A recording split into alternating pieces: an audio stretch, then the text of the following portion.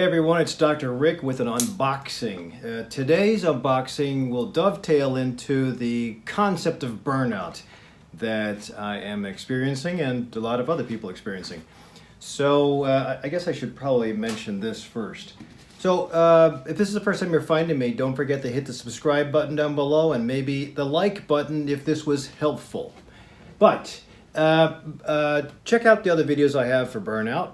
1 and 2, and it might give you a little bit of an idea if you are suffering from it as well. But usually with poor sleep, stress all day long, unanswered by natural or neutralizing practice of calming, or an event that has really taken its toll, like loss of a family member, loss of a job, loss of a limb, a bad sickness, all those things can really tax the body. The body's supposed to be able to take care of that, endure, and go to the next, hopefully, easy part of life. But in some cases where it's back to back to back, could be a problem. So when the body gets hit over and over again, what usually happens is the glands will be affected. The glands are things like the thyroid, the adrenals that are on top of the kidneys, the testicles, the ovaries. Those are important glands.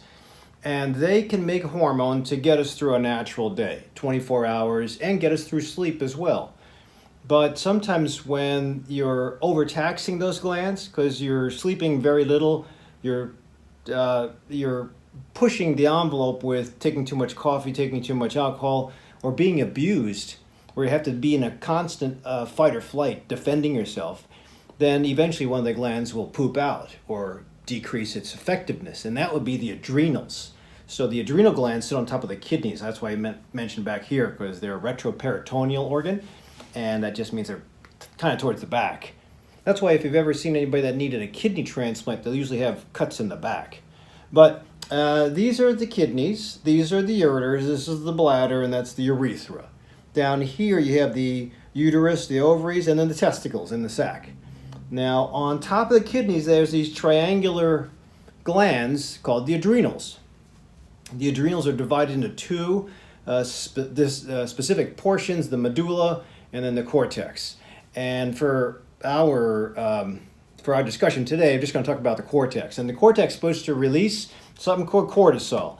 And if you follow some functional medicine doctors online, they'll always talk about cortisol being bad. Well, it's important. Cortisol is an important hormone, just like epinephrine, just like noradrenaline, just like insulin.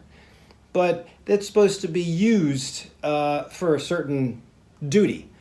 Just like insulin, it's supposed to be used for a certain duty. But if the body is experiencing a lot of carbohydrates, you'll jack up your insulin, become insulin resistant and diabetic and all that stuff. Well, there's a concept of adrenal fatigue. Adrenal fatigue was coined by I think his name is Robert Wilson. I met him in Florida once, and it's a good concept. I think that it has its credence.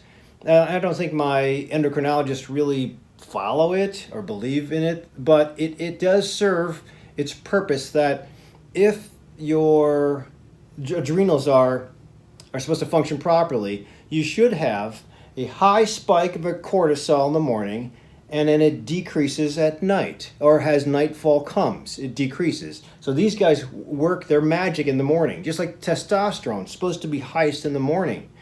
So if you're ever going to get a cortisol level, which I think is fair, has to be in the morning, fasting, although fasting sometimes will give you a falsely elevated cortisol because fasting itself is a stressor.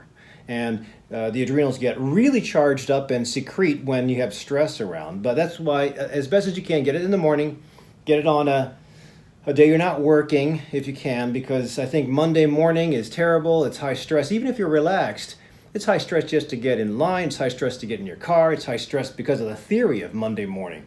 I mean, Monday morning, if you poll all countries in the world, the highest occurrence of heart attacks in all 7 days is supposed to be Monday morning at about 8 to 9 a.m.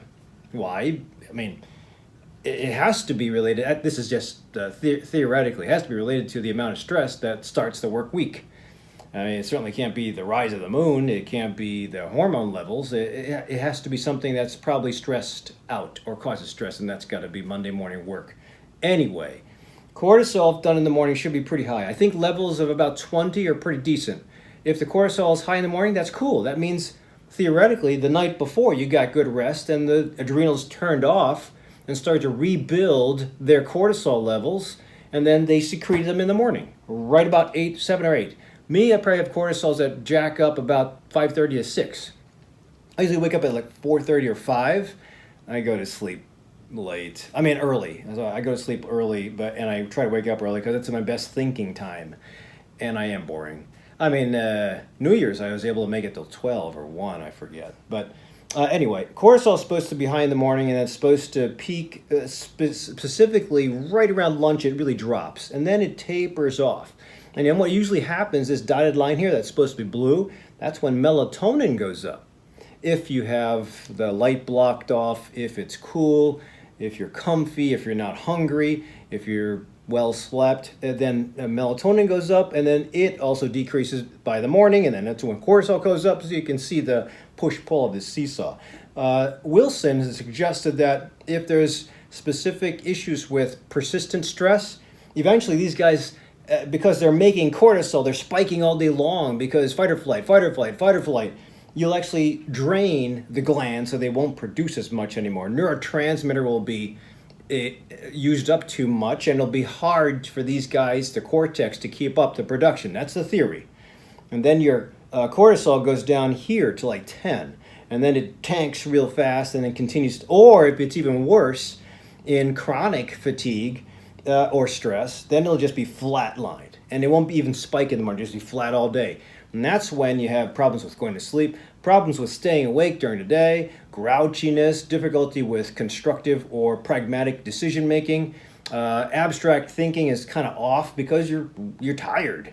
So that's the theory. And if we can get the adrenals to make better by sleeping well, fixing sleep, or if we get the adrenals to work better by decreasing the stress response or decreasing the reaction to stress, that'd be awesome. But that's a practice. Just like exercising, getting ready for a marathon is a practice that takes about 9 months.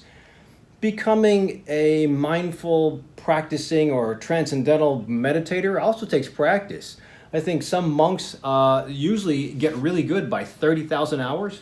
That's difficult. But if you do a little at a time, just like marathon, do a little bit at a time. You just jump into a marathon and keep on doing marathons every week until October when the Chicago Marathon comes. You have to do a little bit up. You build up and you build up and you build up until marathon day.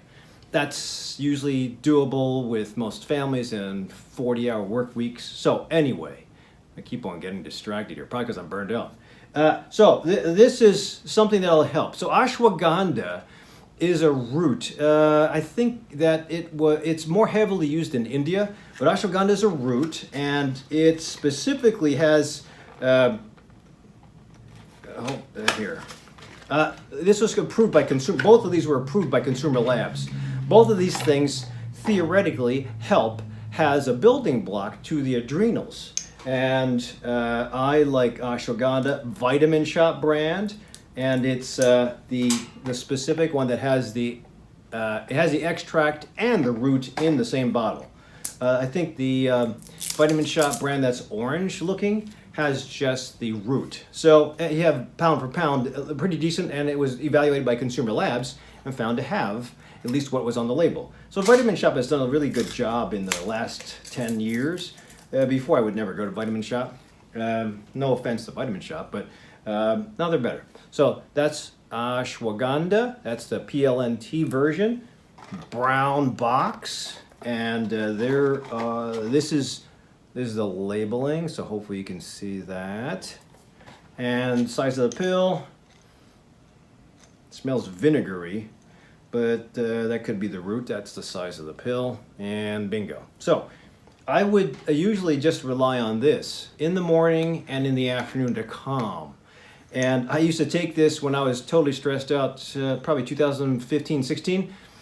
By the time I got from my house to here, I would hit the railroad tracks. I'd have to go over railroad tracks to get here. And usually that was about at the 10-minute mark, 15-minute mark after taking the pill. I usually feel a sense of calm as I went over the railroad tracks. I don't think it's because of a prior experience with railroads. I think it's because the ashwagandha was hitting properly. So it helped me, especially for Mondays. There's a calming effect with this. There's also iodine. There's noted iodine in ashwagandha, the root, and I think the active ingredient is the withanolides. So again, if you can get the root and the extract together, cool. I would usually dose this one in the morning, one at night if I'm just doing this. For this purpose, where I'm doing both of these things, I would take this at night. Again, calming effect, in addition to my magnesium. But I'm not going to mention magnesium because I don't want to get you guys confused. But if you're just going to do two things, I do ashwagandha at night, and I do rhodiola in the morning. So rhodiola by Gaia brand, also approved by Consumer Labs. Rhodiola is also an adaptogen. Adaptogens are a group of herbs, supplements that supposedly get you to adapt to, or at least helps you tolerate stress. It's kind of cool the way it works. Ginseng, rhodiola. The theory is that if the herb is in you, when the stressor comes up, it is useful. If the herb is in you and there's no stress, it's not going to do anything. But support the adrenals. But if the adrenals are doing well and you have a great level in the morning, 20, and now going higher than 20 in the morning, that might mean you're too stressed out in the morning. Having a mid-afternoon cortisol level and finding it still elevated, probably because you spiked from stress. But I don't usually do two. I don't think insurance will pay for morning and afternoon on the same day. And that's two blood drugs. That's painful. So, oops, take the box thing up. Smells kind of the same. Gaia brand's okay. And that is the extract in there. Rhodiola, roscravens. So this is the Rhodiola rosacea. So Roseal with rosabins. So Siberian rhodiola root extract. I like Gaia brand. I used to take their, I forgot, I think it was turmeric, but I switched over when Consumer Labs found that Doctor's Best was better. I don't have any problem with Gaia brand. I think they're a good company. But I would do this because it's a little bit stimulating. So the active ingredient will, you can't take this at night because it'll be a little bit too stimulating. So theoretically the rosavins, if you take them in the morning, number one, they'll support the adrenals. And then two, you'll have the stimulating effect. Whereas the same adrenal support from the ashwagandha can be used anytime you want for a calming effect. But those of you who are kind of crashing it, like if it's hard to wake up in the morning, unrefreshed sleep, or if at about 12 noon you start to really fade, I would do this in the morning and this in the afternoon. And I'd also do this in the evening. So I think these two are a great combination. They both support the adrenals. And so if you have your own combination that you like, then put it in the comments down below. There are some combinations that have bacopa, ginger, ginseng, rhodiola, and ashwagandha together. I don't know. The problem with the ones that have all the blends together, they usually have a proprietary blend, and you don't know exactly how much of each active ingredient, whether it's the withanolides or the rosavins, how much are in the proprietary blend. And I like to take individual things, because the other thing too is if you have you take this first at night and you do this for about a week, and then if you have no problems, then you take this one, you add this one to the daytime, do that for a week, watch for side effects. If you have a problem, hopefully your vitamin place will let you replace the one and try a different brand.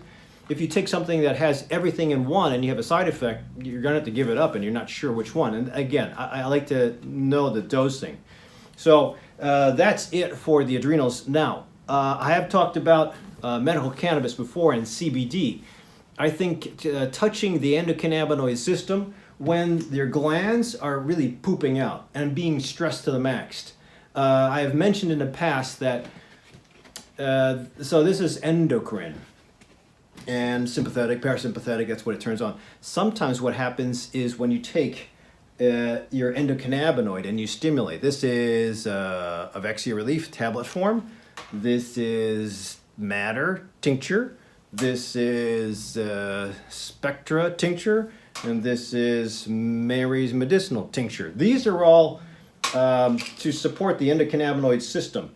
I think that this is subtle. This is more of a pop.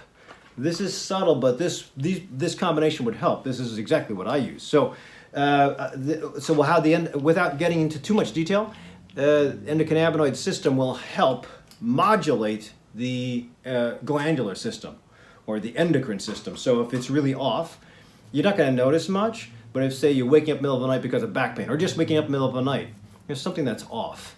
In Chinese medicine, that usually means from 1 to 3 a.m. wake, there's something wrong with your liver. It's either too backed up or you have to take care of your liver. And that's when that's Chinese medicine. American medicine, we'd say, hey, there's either a snoring partner next to you or there's a problem with sleep apnea or sleep disturbance of some type. So if you're already using a dental device, you'd switch over to a mask. If you're using a mask, you might want to try a dental device. If you have a partner that snores, you might want to sleep away for about 2 weeks and reset your circadian rhythm, then get back together. Or tell the partner to do something about the snoring. And then you too can also put the eye mask on, put the earplugs in, try to do a carbohydrate-friendly, low glycemic index dinner, not too soon before going to sleep, 2 hours before you sleep or lie down. That way you don't have any reflux and the gut can kind of digest what it has to do beforehand. And also, if you're going to reset your circadian rhythm, this will help with burnout. Resetting your circadian rhythm might give you a little energy boost. The endocannabinoid system will give you an energy boost. The rhodiola will give you an energy boost. The ashwagandha theoretically will give you an energy boost, but it will relax you. So used all together, I think you're getting some good response. I would always also, because of the stress causing magnesium deficiency, stress gets you ready for fight or flight. And if you're getting ready for fight or flight, magnesium is supposed to be pulled out of the bone. And when it's pulled out of the bone to circulate in the bloodstream, you're ready for movement. That's what magnesium does, contraction. And when you don't need it or you call on it, but there's no fight or flight, there's no reason to protect or flee, then the magnesium usually gets whisked away and you're low on magnesium. So that's why I think magnesium and anybody that's burned out should be twice a day. I have a video I'll put down below.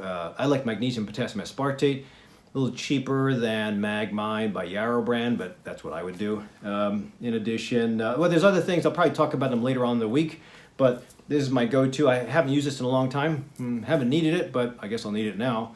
So just to reset my rhythm over the next couple weeks or next couple months, that's what I'm doing. So hopefully this gives you a little idea. Give me a thumbs up if you enjoyed this or if this was helpful. If you know anybody that's burned out, even if they don't want to see a counselor or they don't want to see a sleep specialist or they don't want to see me, just tell them to try this. There should be no side effects to any of this stuff. Rhodiola, sometimes it'll make you a little bit more hyper. So doing caffeine and rhodiola, we got to watch it.